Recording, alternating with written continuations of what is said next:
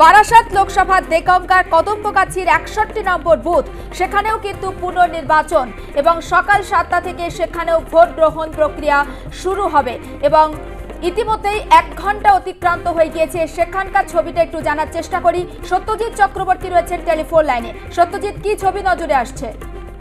দেখো, সকাল থেকেই দেখা যাচ্ছে যে এই যে কদম্বগাছির বুথ, সেই বুথে কিন্তু ভোটারদের লম্বা লাইন, নারী পুরুষ প্রত্যেকেই কিন্তু ভোট দিতে আসছেন।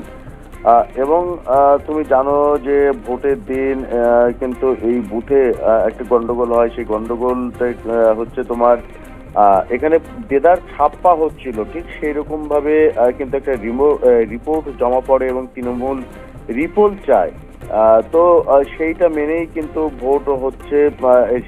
ইলেকশন কমিশন সেই রিপোল টাকে মঞ্জুর করে এবং সকাল থেকেই ভোট হচ্ছে এবং এখানকার আর কি যারা ভোটার তারা কিন্তু দুবার করে ভোট দিলেন এবং তাদের যেটা বক্তব্য যে এই যেভাবে দেদার ভোট ছাপ্পা হচ্ছিল এবং ৬১ নম্বর বুথ কদম্বগাছি বারাসাত লোকসভার, তো সব মিলিয়ে তৃণমূলের এজেন্ট জাকির হোসেন সেই কিন্তু ছাপ্পা দিচ্ছিল এবং তৃণমূলেরই অভিযোগ এই ছাপ্পাটি কিন্তু অন্য দলের প্রার্থীকে দেওয়া হচ্ছিল এবং স্থানীয় তৃণমূল নেতৃত্ব নিজামুল কবির সেই কিন্তু আর কি এই এলাকায় সে রিপোল করে এই বুথের জন্য। তো স্বাভাবিকভাবেই সেটাও যিনি প্রিজাইডিং অফিসার ছিলেন তারও যে রিপোর্ট নির্বাচন কমিশনে জমা পড়েছিল আবেদনের সাথে সেটা যখন মিলে যায় তখন কিন্তু নতুন করে আবার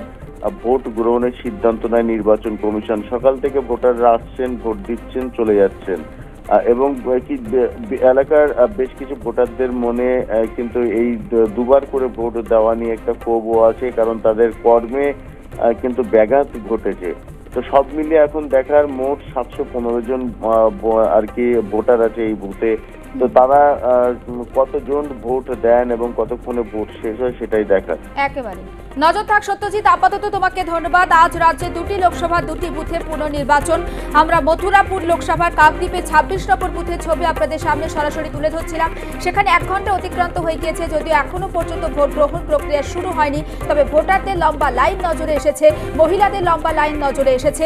অন্যদিকে বারাসাত লোকসভা দেগঙ্গার কদম্বগাছির ৬১ নম্বর বুথ, সেখানেও পুনর্নির্বাচন এবং সেখানে সকাল থেকে ভোট গ্রহণ প্রক্রিয়া শুরু হয়ে গিয়েছে এবং বেশ শান্তিপূর্ণভাবে ভোট হচ্ছে। প্রত্যেকটা জায়গাতে কেন্দ্রীয় বাহিনীর উপস্থিতি বেশ লক্ষণীয়।